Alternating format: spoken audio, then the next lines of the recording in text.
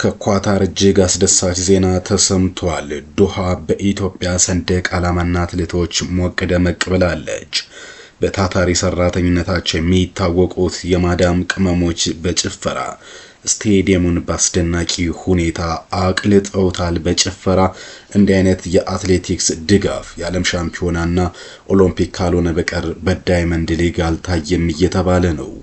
ኢትዮጵያን አትሌቶች እጅግ በርካታ ውድድሮችን በአንደኝነት በሁለተኝነት የተለመደውና እኛ የምንታወቅበትን ሴቶችን ደግሞ ጠቅልለው እስከ 6-5000 አሸንፈዋል። ለመሆኑ እነማን ምን ውጤቶችን አመጡ? አጠቃላይ ኳታር ዶሃ ድባቡ ምን ይመስል ነበር የሚለውን እንነግራችኋለን። እዛው ኳታር ዶሃ ስቴዲየም ውስጥ የነበራችሁ ሰዎች ደግሞ እስኪ እዛ የነበረውን ድባብ ኮሜንት ቦክስ ላይ ጻፉልን። እናመሰግናለን። ወደ መረጃው አለፍን። ኳታር ዶሃ እጅግ አስደናቂ ድባብን አይተናል። የደጋፊው ጭፈራና የኢትዮጵያ ድል ልዩ ነበር። ዓለም ያስጨበጨበና ያስደነቀ ውጤት ተመዝግቧል። ከዚህ ውስጥ እጅግ ምርጥ የተባለው የወጣቱ አትሌት የመዲና ኢሳ አሸናፊነት የተጠናቀቀው የሴቶች 5000 ሜትር ነው። የኢትዮጵያ አትሌቲክስ አዲስ የብርሃን ጮራ እየተባለች የምትሞካሸው መዲና ኢሳ በዶሃ ዳይመንድ ሊግ መድረክ ያለምን ትኩረት በሳበ መንገድ አሸንፋለች። በ5000 ሜትር የሴቶች ፉክክር ወደ ትራክ የወጣችው ወጣቷ ኮከብ አትሌት መዲና ኢሳ በድንቅ ብቃትና ልብ በሚሰቅል ማራኪ አጨራረስ ውድድር ያሸነፈችው 14:53:91 በሆነ ፈጣን ሰዓት አንደኛ በመውጣት ድሉን ወደ ኢትዮጵያ አምጥተዋለች። እቺ ቆንጂዬ መልካምና ደግ ሰው በመሰረት እንዲሁ ደፋር ባለቤት ቴዎድሮስ የምትመለስ የቴዎድሮስ ኃይሉ የምትሰለጥነው መዲና ኢሳ በአስደናቂ ሁኔታ የኢትዮጵያን ባንዲራ በኩራት ከፍ አድርጋለች። እሷም ድንቅ አትሌትነቷን አሳይታ መጨረሻ ላይ እንግዲህ በሚያስደንቅ ሁኔታ ተጠናቋል ማለት ነው የ5000 ሜትር። ከዛ ውጭ በቅርብ ጊዜ ወደዚህ ውድድር እየመጣች ያለችውና ከፍተኛ ውጤት እያስመዘገበች የምትገኘው ልቅና አምባው ደግሞ መዲና ኢሳ የሀገሯ ልጅ ተከትላ በሁለተኝነት አጠናቃለች። ልቅና አምባው ኑሮዋ በስፔን እንደሆነ ይታወቃል። ነገር ግን ለኢትዮጵያ ምትሮች ጀግና አትሌት ነች። እሷም 14:54:37 በሆነ ሰዓት በሁለተኝነት አጠናቃለች። መዲና ኢሳ 12 ነጥቦችን ሰብስባለች።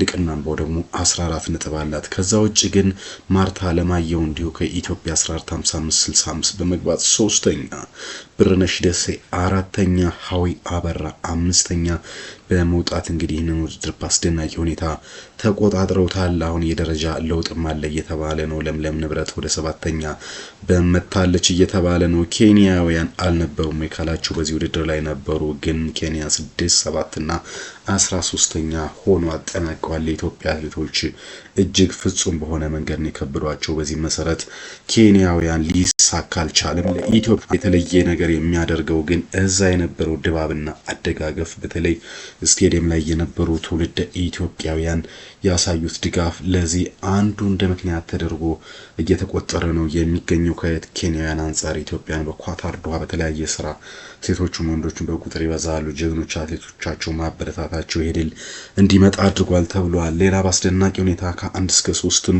የጨረስንበት ውድድር አለ። ወደዚህ እንለፍ።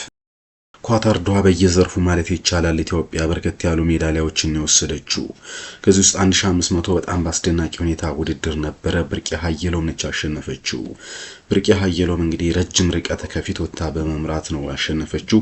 መጨረሻ ላይ የተወሰነ ድካም ቢኖርባትም ማንም ሊደርስባት ባለመቻሉ 3:59:89 በሆነ ውጤት በአስደናቂ ፍጥነት በአንደኝነት አጠናቃለች። ከዛ ውጪ ሳሮን በርሄ 4:02:61 እጅግ ዘግይታ ማለት ነው ከብርቄ ሁለተኛ ወጣለች። ሶስተኛ ሀረገወይን ካላዩ 4:03:56 በመግባት በአስደናቂ ሁኔታ ጀግኖችን ውድድር ተቆጣጥረውታል። ኢትዮጵያን ጀግኖቻችን በ1500 ከ1 እስከ 3ኛ ያለውን ደረጃ በመቆጣጠር መድረኩን ሙሉ በሙሉ በበላይነት አጠናቀዋል። በውድድሩ ያሳተፉ አስቴር አረሬ 8ኛ ደረጃ ላይ አጠናቃለች። ወርቅነሽ መለሰ 9ኛ እንዲሁም ሳምራዊት ሙጌታ 11ኛ ደረጃን በመያዝ ይህንን ውድድር አጠናቀዋል።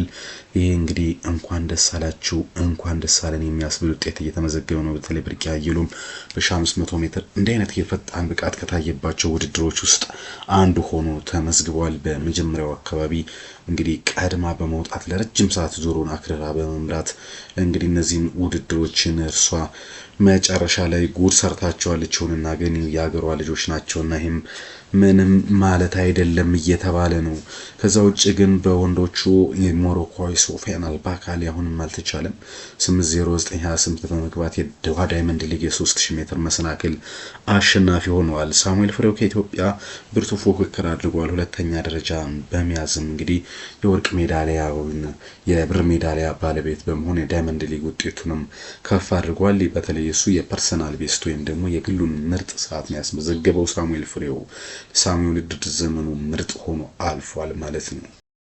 እዚህ ውድድር ላይ በርከት ያሉ ኢትዮጵያን ተወዳድረው ነበር። ኬንያውያንም አሉ፣ ሞሮኮውያን፣ ቱኒዚያ፣ የስፔን አትሌቶችም አሉ። እንግዲህ ሶፊያን አልባካሊ በአንደኝነት ካጠናቀቀና ፍሬው ሳሙኤል ሁለተኛ ወጥቷል። ስፔናዊ አሬስ ዳንኤል 8:13:35 ሶስተኛ ሲወጣ አብርሃም ኪዮት ከኬንያ 8:15:49 አራተኛ ወጥቷል። ከዛ ውጭ ከኢትዮጵያ አብርሃም ሲሚ አምስተኛ ወጥቷል። ኃይለማርያም አማረ ሰባተኛ ሲወጣ ሳሙኤል ዱጉማ ዘጠነኛ ዱጉና እንዲሁም ደግሞ ዘካሪያ ግርማ አስረኛ በመውጣት ውድድራቸውን አጠናቀዋል ማለት ነው። ከዛ ውጭ ሞሮኮዊ ባሲል አብደራፊ ውድድሩን ሳያጠናቀቅ መቅረቱን የተለያዩ መረጃዎች በስፋት እየተጋሩ ነው የሚገኙት።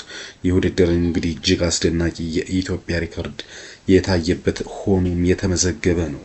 ከዛ ውጭ እንግዲህ ጽጌ ዱጉማም የተሳተፈችበት የ800 ሜትር የሴቶች ውድድርም ተካሂዷል። ጽጌ ዱጉማም አንደኝነቱን ባይሳካላትም ግን በአስገራሚ ሁኔታ እሷም እንግዲህ ሁለተኛ ደረጃን ይዛለች። የገባችበት ሰዓት ምርጥ የሚባል ነው። ግን አዲሰን ዊሊን ከአሜሪካ ትንሽ ከባድ ፉክክር ነበረው።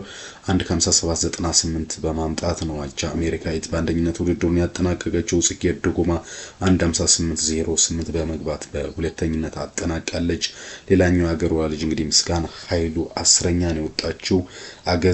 ፀሐይ አገዜ ደግሞ 12ኛ ደረጃን በመያዝ ነው ያጠናቀቀችው። ሶስተኛ እንግዲህ ወደ ኡጋንዳ ሄዷል። ሀሊማ ናካሪያ 1:58:41 በመግባት በዚህ ውድድር ላይ ወስዷል። ከዛ ውጭ የደቡብ አፍሪካ የቦትስዋናም አትሌቶች ነበሩ። የፈረንሳይ፣ የስፔን፣ የቬንዙዌላ፣ የስዊዘርላንድ አትሌቶች የነበሩበትን ውድድር ጽጌ ዱጉማ እንግዲህ አስደናቂዋና በዚህ በ800 ሜትር ላይ ድንገት ብቅ ያለችው አትሌት ድል እንግዲህ የብር ሜዳሊያን በማምጣት ለኢትዮጵያ ተጨማሪ ድምቀትን ማግኘት ችላለች ማለት ነው። ግን የደጋፊው ነገር እጅግ አስደናቂ ሆኖ በስፋት እየተዘገበ ነው የሚገኘው። ኢትዮጵያ የአትሌቲክስ ወዳድ ሀገር መሆኑን እንግዲህ ያሳየው አንዱ የዛሬው ክስተት ሆኖ ተመዝግቧል።